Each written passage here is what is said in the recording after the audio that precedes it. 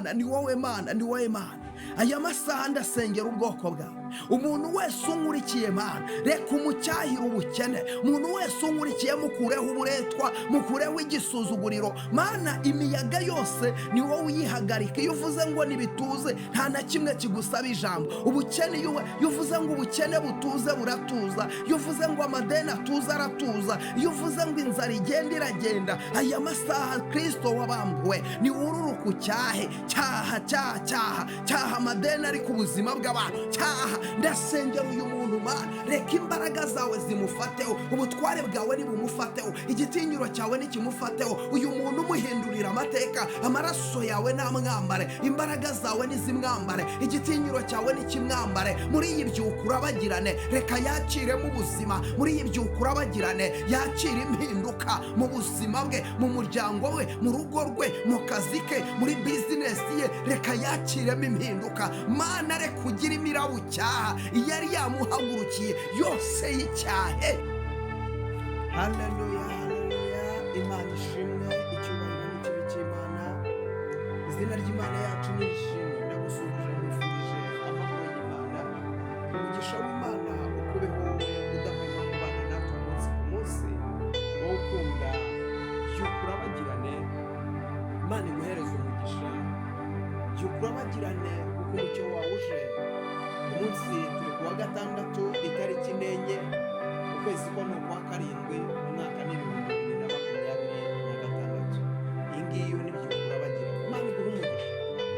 Wowe ujye ugira uruhare mu gufata ibyuka urabagirane ukayisheyaringa. Buriya tuba dufatanyije kwamamaza ubutumwa bwiza bwa Yesu Kristo. Ucyumva byuka urabagirane ukayisheyaringa abandi, tuba dufatanyije kwamamaza ubutumwa bwiza. Nushaka ujya ubwira Yesu, umubwire ati uyu munsi nanjye ndabwirije, kuko umuntu uyireba kuri status yawe ahabwa umugisha. Yes, Imana ikugirire neza, kandi umugisha nzi neza ko ugomba kuwakira mu izina rya Yesu. Rero duhawe umugisha muri byuka urabagirane, kandi Imana ikomeje gukora ibikomeye. Hari abantu bizeye bahabwa umugisha muri yo, hari abantu bizeye bakira indwara muri yo, hari abantu bizeye babona akazi, hari abantu bizeye barabohoka. Nawe uyumvishije uno munsi ugomba kubohoka mu izina rya Yesu. Hari igitangaza kigomba gukoreka ku buzima bwawe, hari umugisha ugomba kwinjira iwawe, kandi hari imiryango igomba gukinguka mu izina rya Yesu Kristo. Uyu munsi wa none ntuzaniye inkuru nziza. Yesu antumye kukubwira ngo humura, agucyahiye uwo muraba. Yesu agucyahiye uwo muraba. Yesu agucyahiye ibyo bibazo. Yesu aturishije inkubi y'umuyaga. Inkubi y'umuyaga yari imereye nabi ubuzima bwawe, Yesu arayiturishije. Uyu munsi turasoma ijambo ry'Imana riboneka mu butumwa bwiza bwa Luka, ibice byaho ni 8. Turasoma n'umurongo waho wa 22. Utwo ijambo uravuze ngo Yesu aturisha inyanja. Nuko ku munsi umwe yikirana mu bwato n'abigishwa be, arababwira ati twambuke tujye hakurya y'inyanja. Baratsuka, bakigenda arasinzira. Mu nyanja hamanuka umuyaga urimo ishuheri, ubwato bwenda kurengerwa n'amazi. Bajya mu kaga, baraza baramukangura bati databuja, databuja, turapfuye. Akangutsa cyaha umuyaga n'amazi, yihindurije birahosha habituza. Arababaza ati kwizera kwanyu kuri he? Nabo baratinya barumirwa, baravugana bati mbese uyu ni muntu ki utegeka umuyaga n'amazi bikamwumva? Imana ishimwe cyane. Nta wundi uwo ni Yesu. Haleluya. Imana intumye kukubwira ibi bintu bikomeye. Ibi bintu bikomeye biteye gutya. Ndagira ngo mvugane nawe. Hari igihe ujya ubona ibintu ukabona byakomeye, ukabona ibintu biraruhanyije. Ababigishwa ba Yesu ngo bari kumwe nawe mu bwato. Ngo bari kumwe nawe mu bwato. Hari igihe abantu baba bari kumwe na Yesu ariko ntibamenye imbaraga ze n'ubushobozi, ntibamenye imikorere ye, ntibamenye ko ari umwami w'amahoro, ntibamenye ko ari data wa twese ujya uhindura ibyanze guhinduka, ntibamenye ko imiyaga yose ari we ujya yicecekesha, ntibamenye ko intambara zose ariwe ujya azirangiza. Haleluya.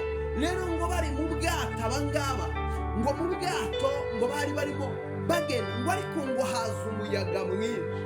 Kuko nawe ku buzima bwawe hariho umuyaga mwinshi, hari umuyaga uri guhuha, hari umuyaga urimo urahuha ku buzima bwawe, hari umuyaga urimo urahuha mu rugo rwawe, hari umuyaga urimo urahuha mu muryango wawe, hari umuyaga uri guhuha mu kazi kawe. Mbega umuyaga urimo urahuha kandi ni mwinshi, ngo umuyaga warahushye. Iyo umuyaga wahushye ibintu byose ubona nta hantu inzira yaturuka. Iyo umuyaga wahushye ujya mu kazi gukora bikanga. Iyo umuyaga wahushye utangiza bizinesi ukayitangiza iguhenze n'amafaranga menshi, ugashyiramo kapito nyinshi, ariko bizinesi igahomba mu gihe gito. Impamvu nta yindi, umuyaga wahushye. Imana y'amahoro itugirire neza. Umuyaga iyo wahushye mu rugo, amahoro arabura, kumvikana kukabura, guhuza kukabura. Kubera iki? Umuyaga wahushye. Imana itugirire neza. Hari abantu bankurikiye nonaha bari mu buzima bw'uko umuyaga urimo urahuha. Umuyaga urimo urahuha mu buzima bwabo, umuyaga urimo urahuha muri bizinesi yabo, umuyaga urimo urahuha mu iterambere ryabo. Ibyo murimo murakora byose umuyaga uri kubihuhamo. Umuyaga uri kubihuhamo, birimo biragorana, birimo biragenda biba ikibazo. Imana itugirire neza. Byose bihuhwamo n'umuyaga, byose bihuhwamo n'umuyaga. Imana itugirire neza. Hanyuma rero, nubwo umuyaga urimo urahuha, ariko ntugire ubwoba. Yesu arahari. Yesu arahari, ntabwo ari kure yawe, ntabwo ari kure y'umuntu wese umushaka.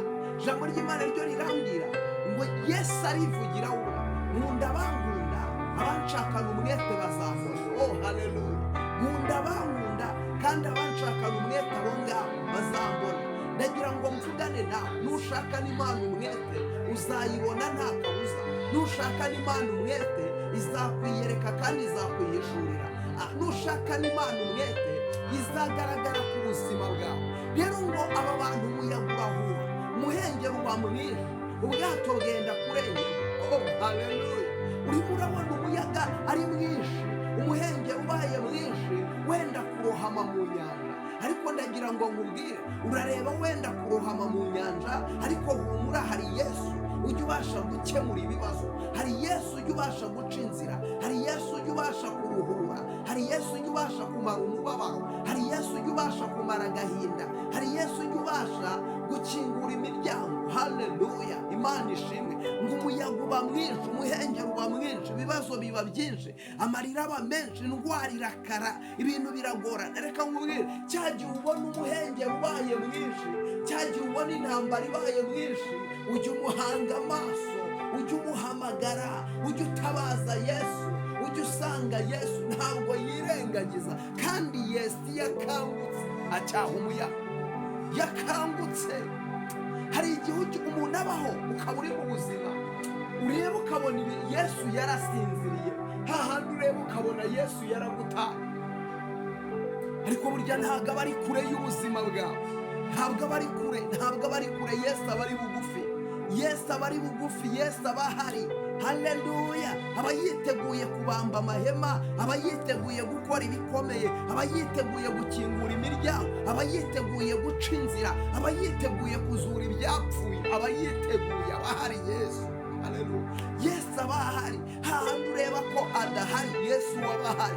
Hahandi ureba ko nta buryo, nta mikorere, Yesu aho ngaho niwe aza agakora, kuko Yesu aratandukanye. Mu kibazo Yesu niwe agaragarira, mu makuba, mu marira, mu byago, mu ndwara, hahandi mu bigeragezo, mu bukene bwinshi, mu bushomeri bwinshi, mu madeni menshi, mu marira menshi, aho ngaho niwe Yesu ajya agaragarira. Ngo noneho ngo abigishwa be rero, ngo umuyaga uba mwinshi urahuha, ngo barataka cyane bati turapfuye. Ngo barebye babona umwigisha yasinziriye, ngo baraza baramukangura. Aya, iki gitondo nshuti y'umusaraba, kangura Yesu wawe. Iki gitondo kangura, mukangure Yesu, mukangure. Arahari, yiteguye kukurengera, arahari, yiteguye kugutabara, yiteguye kukurwanirira. Mukangure, ni umufasha utabura kuboneka mu byago no mu makuba. Ngo baramukangura, baramubwira bati data, data turapfuye. Ngo ngo nawe ngo arakanguka. Bibiliya iravuze ngo akangutse, haleluya, akangutse acyaha umuyaga. Haleluya, umva inkuru nziza. Yesu ngo akangutse acyaha ubukene buragenda. Yesu akangutse acyaha amadeni. Yesu akangutse acyaha uburwayi. Yesu akangutse ayizoni mashando wiribirifa. Yesu akangutse acyaha ubukene. Yesu akangutse acyaha ubugumba. Yesu akangutse ngo aracyaha, ngo ako kamwanya inkubi y'umuyaga irahagarara. Haleluya, nawe hari ibyo Yesu acyashye ku buzima bwawe, kandi none aha birahagaze. Ngo baratinya, abantu bagiye gutinya Imana wasenze, abantu bagiye gutinya Imana wagendanye nayo, kuko igiye kugukorera ikintu kidasanzwe kizabatera gutinya Imana, kizabatera kubaha Imana, kizabatera gushaka Imana. Mana nziza, Mana nkuru, uri Imana y'amasezerano, uri Imana iteye ubwoba, uri Imana ihambaye, uri Imana yo kwiringirwa, uri Imana yo gushyirwa hejuru. Hirya yawe nta yindi Mana nyaguhora ku ngoma, hirya yawe nta yindi Mana, ni wowe Mana, ni wowe Mana. Aya masaha ndasengera ubwoko bwawe, umuntu wese unkurikiye Mana, reka umucyahire ubukene. Umuntu wese unkurikiye mukureho uburetwa, mukureho igisuzuguriro. Mana, imiyaga yose ni wowe uyihagarika. Iyo uvuze ngo nibituze, nta na kimwe kigusaba ijambo. Ubukene, iyo uvuze ngo ubukene butuze, buratuza. Iyo uvuze ngo amadeni atuze, aratuza. Iyo uvuze ngo inzara igenda, iragenda. Aya masaha Kristo wabambuwe ni ururuka ucyahe. Cyaha, cyaha, cyaha, cyaha amadeni ari ku buzima bw'abantu. Cyaha, ndasengera uyu muntu Mana, reka imbaraga zawe zimufateho, ubutware bwawe nibumufateho, igitinyiro cyawe nikimufateho. Uyu muntu umuhindurira amateka, amaraso yawe namwambare, imbaraga zawe nizimwambare, igitinyiro cyawe nikimwambare. Muri iyi byuka urabagirane, reka yakiremo ubuzima. Muri iyi byuka urabagirane, yakire impinduka mu buzima bwe, mu muryango we, mu rugo rwe, mu kazi ke, muri bizinesi ye, reka yakiremo impinduka. Mana, reka ugire imirabo cyaha yari yamuhagurukiye yose y'icyahe, kuko ari wowe ujya ucyaha bigakunda. Reka ubikore, urakoze Yesu ushobora byose, amen. Imana iguhereze umugisha. Wowe ugiye gushayaringa uno buhanuzi, bwoherereze byibura abantu 5. Ukibikora Imana iguhereze umugisha. Reba niba wakoze subscribe, niba utarayikora kora subscribe hano kuri Prophet Emma TV, koraho subscribe, yikoreho uhabwe umugisha. Kanda like, comment yawe ni ingenzi. Byuka urabagirane kuko umucyo wawuje, kandi ubwiza bw'Uwiteka bukaba bukurasiye. Shalom, shalom.